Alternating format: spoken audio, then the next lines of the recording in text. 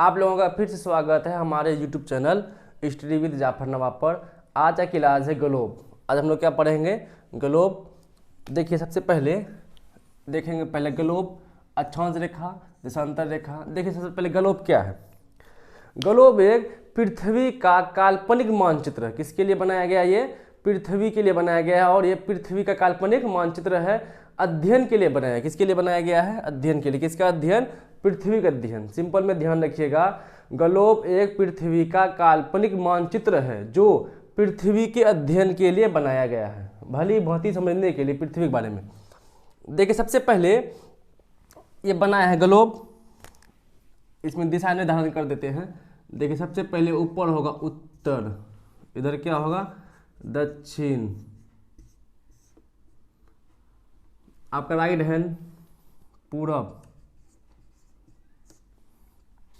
पश्चिम,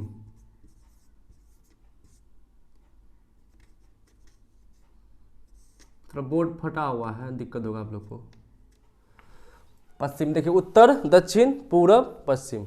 देखिए ध्यान से, ये क्या है? ग्लोब। आप लोगों को पता होगा ग्लोब किसे कहते हैं? पृथ्वी का काल्पनिक मानचित्र है जो अध्ययन के लिए बनाया गया है। पृथ्वी को भली भांति समझने के लिए ग्लोब का निर्माण किया गया है। अब समझिए ध्यान से। सबसे पहले एक लाइन खींची जाती है पृथ्वी, बीच पृथ्वी पर, यहाँ से यहाँ तक। उसको कहते हैं भूमध्य रेखा। कौन सा रेखा कहते हैं? भूमध्य रेखा, या नहीं तो विषुवत रेखा। इसी को बोलते हैं 0 डिग्री लाइन। देखिए ध्यान से, विषुवत रेखा, इसी का नाम क्या है? यहाँ लिख देते हैं विषुवत रेखा। पूर्व कर देते हैं छोटा, विषुवत रेखा, या नहीं तो भूमध्य रेखा। भूमध्य रेखा, तीर लगा दिए। देखिए ध्यान से, विषुवत रेखा किसे कहते हैं? पृथ्वी को 2 बराबर भागों में बांटने वाली रेखा क्या कहते हैं? विषुवत रेखा कहते हैं। ध्यान रखिएगा, पृथ्वी को 2 बराबर भागों में बांटने वाली रेखा क्या कहते हैं? विषुवत रेखा कहते हैं। यही विषुवत रेखा अक्षांश रेखा है। देखिए, अब आगे देखते हैं अक्षांश रेखा किसे कहते हैं। अक्षांश रेखा वैसी रेखा जो पश्चिम से पूरब मिलाने वाली दिशा क्या कहते हैं? अक्षांश रेखा। क्या कहते हैं? अक्षांश रेखा। देखिए ध्यान से, यहाँ तक मिलाएगा, ये क्या होगा? अक्षांश रेखा। देखिए कौन दिशा की तरफ जा रहा है? पूरब से पश्चिम। पूरब से पश्चिम की ओर जा रहा है। ये कौन कितना क्या होगा? ये अक्षांश रेखा होगा।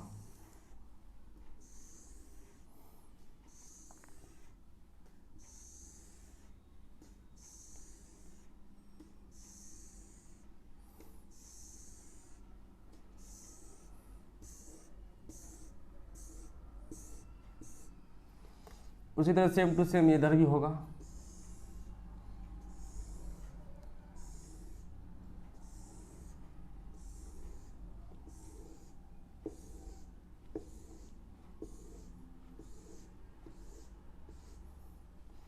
अब समझिए ध्यान से, सबसे पहले ग्लोब किसे कहते हैं? आप समझ गए, पृथ्वी का एक काल्पनिक मानचित्र है जो पृथ्वी के अध्ययन के लिए बनाया गया है। पृथ्वी के अध्ययन के लिए बनाया गया है। अब आगे देखते हैं अक्षांश रेखा किसे कहते हैं? पूरब से पश्चिम मिलाने वाली रेखा को अक्षांश रेखा कहते हैं। क्या कहते हैं? अक्षांश रेखा कहते हैं। पूरब से पश्चिम मिलाने वाली रेखा को अक्षांश रेखा कहते हैं। आगे देखिए, एगो रेखा गुजरा है पृथ्वी के बीचों बीच, उसको कहते हैं भूमध्य रेखा। यानी ऐसी रेखा जो जो पृथ्वी को 2 बराबर भागों में काटे, यानी बांट दे। देखिए ध्यान से, यहाँ शुरू होता है 0 डिग्री। क्या शुरू होता है? 0 डिग्री। इसी को 0 डिग्री रेखा भी कहते हैं। क्या कहते हैं इसको? 0 डिग्री रेखा भी कहते हैं। भूमध्य रेखा का 3 नाम है, विषुवत रेखा, भूमध्य रेखा और 0 डिग्री रेखा। ध्यान रखिएगा आप लोग। आगे पढ़ते हैं हम लोग।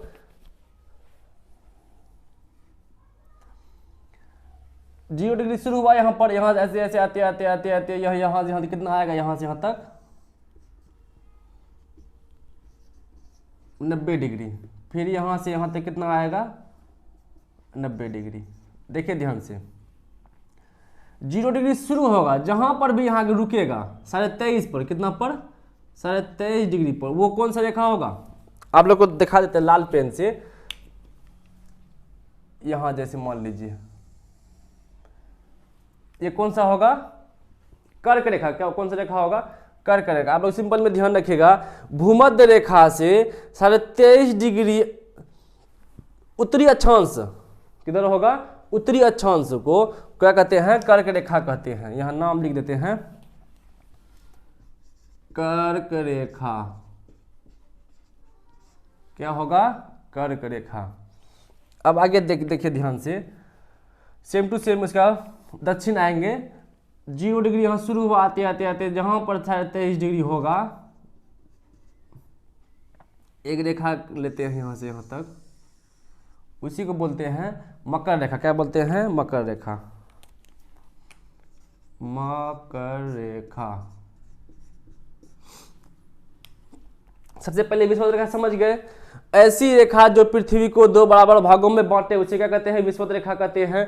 और इसका कर्क रेखा किसे कहते हैं? देखिए ध्यान से, विषुवत रेखा से 23.5 डिग्री उत्तरी अक्षांश रेखा को कर्क रेखा कहते हैं। क्या कहते हैं? कर्क रेखा कहते हैं। देखिए ध्यान से, एक विषुवत रेखा है, पृथ्वी को 2 बराबर भागों में बांट रहा है, इस भाग को बोलते हैं उत्तरी, इधर क्या बोलते हैं? दक्षिणी। इसीलिए देखिए ध्यान से, जैसे मान लीजिए एक गोला है, ये क्या है? गोला है। इसको जब बीचों बीच काटिएगा तो कैसा बनेगा? अर्धगोला बनेगा, ऐसे ऐसे आकार की तरह बनेगा, समझिए ध्यान से, इसी तरह आकार का बनेगा। इसीलिए एक विषुवत रेखा गुजरा है, उसका नाम काटा है, जो इधर का रह गया उत्तरी गोलार्ध, इधर क्या रह गया? दक्षिणी गोलार्ध। इधर क्या हो गया? उत्तरी गोलार्ध। इधर क्या हो गया? दक्षिणी गोलार्ध। ध्यान रखिएगा, विषुवत रेखा से 23.5 डिग्री उत्तरी अक्षांश को क्या बोलते हैं? कर्क रेखा। विषुवत रेखा से 23.5 डिग्री दक्षिणी अक्षांश रेखा को मकर रेखा क्या बोलते हैं? दक्षिण के दिशा ध्यान रखिएगा। अगर दक्षिण बोलना है तो कर्क मकर रेखा, अगर उत्तर बोलना है तो कर्क रेखा। ध्यान रखिएगा। आगे देखते हैं हम लोग, विषुवत रेखा से फिर 66 डिग्री उत्तरी अक्षांश, कितना डिग्री? 66 डिग्री उत्तरी अक्षांश को आर्कटिक रेखा। कौन सा रेखा? आर्कटिक रेखा। आर्कटिक रेखा आप लोग को ये दे देते हैं, लाइन खींच देते हैं यहाँ पर। फिर देखिए उसका उल्टा नीचे आएगा एगो, फिर 66 डिग्री, 66 डिग्री अंटार्कटिक रेखा। अंटार्कटिक रेखा।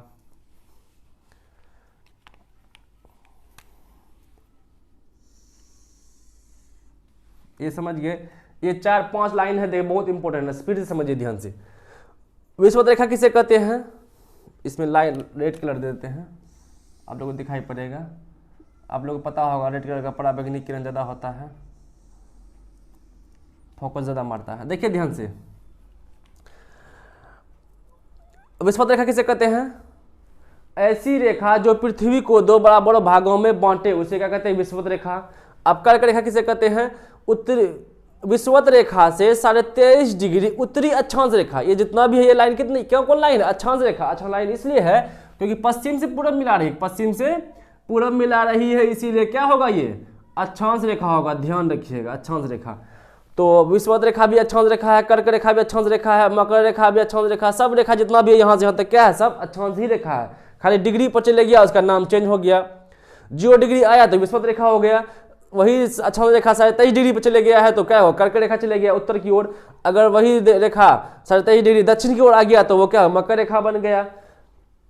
देखिए ध्यान से, परिभाषा ऐसे ध्यान रखिएगा आप लोग। विषुवत रेखा किसे कहते हैं? ऐसी रेखा जो पृथ्वी को 2 बराबर भागों में बांटे उसे क्या कहते हैं? विषुवत रेखा कहते हैं। और कर्क रेखा किसे कहते हैं? विषुवत रेखा 23.5 डिग्री उत्तरी अक्षांश रेखा, उत्तर की ओर है, इसीलिए उत्तरी अक्षांश रेखा क्या कहते हैं? कर्क रेखा कहते हैं। और फिर वो आगे वाला बोलेंगे, विषुवत रेखा से 66 डिग्री उत्तरी अक्षांश रेखा को क्या बोलते हैं? आर्कटिक रेखा कहते हैं। सिंपल है। अब आगे नीचे देखिए, विषुवत रेखा से 23.5 डिग्री दक्षिणी अक्षांश रेखा। देखिए दिशा जरूर ध्यान रखिएगा।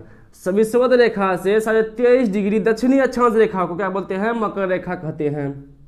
आगे देखते हैं, विषुवत रेखा 66 डिग्री दक्षिणी अक्षांश रेखा को आर्कटिक रेखा कहते हैं। सभी परिभाषा में दक्षिण अक्षांश इसलिए लगा रहे हैं क्योंकि सब लाइनें क्या है? अक्षांश रेखा है। ध्यान रखिएगा। अब आगे देखते हैं, आप लोग ये समझ गए ग्लोब किसे कहते हैं? पृथ्वी का एक काल्पनिक मानचित्र है जो अध्ययन के लिए बनाया गया है, पृथ्वी को भली भांति समझने के लिए इसका निर्माण किया ग्लोब का। विश्व समझ गया, कर्क रेखा समझ गए, मकर समझ गए, अंटार्कटिक समझ गए और आर्कटिक समझ गए। देखिए उत्तरी गोलार्ध दक्षिणी गोलार्ध भी कभी क्वेश्चन पूछता है। देखिए पृथ्वी को दो भाग बटा है, इधर वाले गोलार्ध को बोलते हैं दक्षिणी गोलार्ध, इधर वाले गोलार्ध क्या बोलते हैं दक्षिणी गोलार्ध, और इधर वाले गोलार्ध बोलते हैं उत्तरी गोलार्ध। क्या बोलते हैं? उत्तरी गोलार्ध, दक्षिणी गोलार्ध। आप लोगों को ध्यान में होगा दक्षिणी गोलार्ध में 80% जल है। दक्षिणी गोलार्ध में कितना परसेंट जल है? 20% स्थल है। 20% क्या है? स्थल है। और उत्तर की ओर जो है 60% जल है और 40% क्या है? स्थल है। इसीलिए आप लोग कभी कभी देखते हैं ग्लोब में देखे होंगे, कहीं कहीं मैं अपना कंट्री जब बसा रहता है तो कहीं यहाँ कहीं यहाँ कहीं यहाँ यहाँ, इधर के साइड में बहुत कम होगा देखिएगा, इसीलिए क्योंकि इधर दक्षिणी गोलार्ध में पानी ज़्यादा है, इसीलिए इसको बोलते हैं जल गोलार्ध। इसको क्या बोलते हैं? दक्षिणी गोलार्ध को क्या बोलते हैं? जल गोलार्ध। और उत्तरी गोलार्ध को स्थल गोलार्ध। 10 क्लास का सिलेबस में दिया हुआ है, बहुत इंपॉर्टेंट चैप्टर है ये। जल गोलार्ध किसे कहते हैं? दक्षिणी गोलार्ध को जल गोलार्ध कहते हैं, उत्तरी गोलार्ध को स्थल गोलार्ध कहते हैं। दक्षिणी गोलार्ध में 80% जल है और उत्तरी गोलार्ध में 60% जल है। दक्षिणी गोलार्ध में 20% स्थल है, उत्तरी गोलार्ध में 40% स्थल है। आप लोगों को ध्यान में होगा। अब देखिए ध्यान से, ये समझ गए रेखा, विषुवत रेखा, कर्क रेखा, मकर रेखा, ग्लोब समझ गए। अब आते अक्षांश रेखा पर। देखिए ध्यान से, यहां से लेकर के यहां तक कुल कितना अक्षांश रेखा है? 90 अक्षांश रेखा। कितना होगा? 90। फिर यहां से लेकर के यहां तक कितना अक्षांश रेखा होगा? 90। ध्यान रखिएगा कितना रेखा होगा? 90 रेखा। क्योंकि यहां से 0 डिग्री लाइन शुरू होता है, 0 डिग्री से आते आते आते आते यहाँ तक कहाँ 90 में आकर रुकता है। फिर यहाँ 0 डिग्री शुरू होगा, यहाँ आते आते कितना होगा? 90। देखिए फिर एगो आता है विषुवत रेखा। क्या आता है? विषुवत रेखा। तो दोनों मिला के, तीनों मिला के 181। कितना हो गया? 181। 90 अक्षांश रेखा उत्तर की ओर, 90 अक्षांश रेखा दक्षिण की ओर, एक विषुवत रेखा, तीनों मिला के 181 अक्षांश रेखा। कितना अक्षांश रेखा? 181 अक्षांश रेखा। और एक बात ध्यान रखिएगा, कभी कभी ऑप्शन में 180 भी रहता है। दोनों ऑप्शन में रहेगा, कभी नहीं रहेगा। दोनों ऑप्शन में कभी नहीं रहेगा। देखिए ध्यान से, एक ऑप्शन में रहेगा या नहीं 181 या नहीं ऑप्शन में रहेगा 180। विषुवत उत्तर की ओर, उत्तरी गोलार्ध की तरफ 90 अक्षांश रेखा, दक्षिणी गोलार्ध की तरफ 90 अक्षांश रेखा, एक विषुवत रेखा मिला करके जो बीच में है वो विषुवत रेखा, वो कितना होगा? 181। अगर विषुवत रेखा वाला ऑप्शन नहीं आएगा, सिर्फ अक्षांश पूछेगा, सिर्फ 180। ध्यान रखिएगा। आप लोग समझ गए। आगे देखते हैं, एक अक्षांश से दूसरी अक्षांश की दूरी कितनी है, ये बात भी ध्यान रखिए। यहाँ से यहाँ तक, यहाँ से यहाँ तक, यहाँ से यहाँ तक, यहाँ कितना जाना पड़ेगा, टाइम लगेगा। अब देखिए ध्यान से, एक अक्षांश यहाँ से यहाँ तक जाने में, यहाँ से यहाँ तक जाने में, जितना भी हो सब बराबर है, तो जाने में कितना समय लगता है? 111 किलोमीटर। कितना किलोमीटर? 111 किलोमीटर। आप लोग ध्यान रखिएगा। टोटल अक्षांश कितना हो गया? 180, विषुवत मिला दी 181, और इसका दूरी बोलिएगा तो एक अक्षांश यहाँ से दूरी, फिर यहाँ से दूरी, यहाँ से दूरी, सबका दूरी सेम है 111 किलोमीटर। कितना किलोमीटर? 111 किलोमीटर। चलिए समझ गए इतना बात। अब आगे देखते हैं देशांतर। आगे क्या देखते हैं? देशांतर देखते हैं। देखिए देशांतर रेखा क्या? अक्षांश रेखा समझ गए ना? पश्चिम से पूरब मिलाने वाली रेखा को अक्षांश रेखा कहते हैं। अक्षांश रेखा टोटल है 180 और उसमें अगर विषुवत मिला देंगे तो 181। अक्षांश रेखा को दूरी यहाँ से यहाँ तक की दूरी कितनी होती है आपस में? एक अक्षांश से दूसरी अक्षांश की दूरी कितनी होती है? 111 किलोमीटर। देखिए आगे देखिए, देशांतर रेखा किसे कहते हैं? देशांतर देखिए,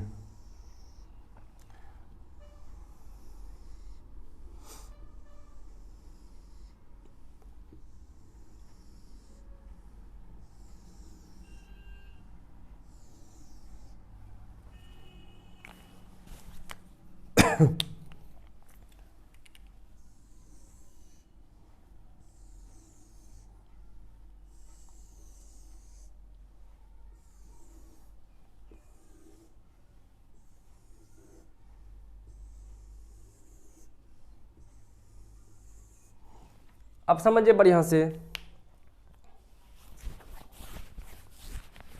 अक्षांश समझ गया, अक्षांश में कोई दिक्कत नहीं। पश्चिम से पूरब मिलाने वाली रेखा को अक्षांश रेखा कहते हैं। अक्षांश, टोटल अक्षांश की संख्या 180, अगर विषुवत मिला लेंगे तो 181, और एक अक्षांश से दूसरे अक्षांश की दूरी 111 किलोमीटर। अब देखिए देशांतर किसे कहते हैं? उत्तरी गोलार्ध दक्षिणी गोलार्ध को मिलाने वाली रेखा को देशांतर रेखा कहते हैं। क्या कहते हैं? देशांतर रेखा कहते हैं। उत्तरी गोलार्ध और दक्षिणी गोलार्ध को मिलाने वाली रेखा को देशांतर रेखा कहते हैं। देखिए ध्यान, सबसे पहले यहां से यहां तक एक रेखा आया है, उसका उस रेखा का नाम क्या हो जाएगा? देशांतर रेखा। ई रेखा यहां से मिलाया है, अक्षांश रेखा हो जाएगा। ध्यान रखिएगा आप लोग। सबसे पहले देखिए अक्षांश रेखा का, देखिए ये आप लोग क्या पढ़े, यहाँ से यहाँ तक जो रेखा काटा विषुवत रेखा, पृथ्वी 2 भाग में बांटा, उसको उत्तर गोलार्ध कहा, इसको क्या कहा? दक्षिणी गोलार्ध। आगे देखिए, अब समझ गए देशांतर रेखा, उत्तर दिशा से दक्षिण दिशा में मिलाने वाली रेखा क्या कहते हैं? देशांतर रेखा कहते हैं। टोटल देशांतर देखिए कितना है, टोटल देशांतर हो जाएगा 180 प्लस 180। 180 क्यों होगा? देखिए ध्यान से, इधर हो गया पूर्वी, इधर हो गया नहीं सॉरी, इधर हो गया पश्चिमी, इधर हो गया पूर्वी।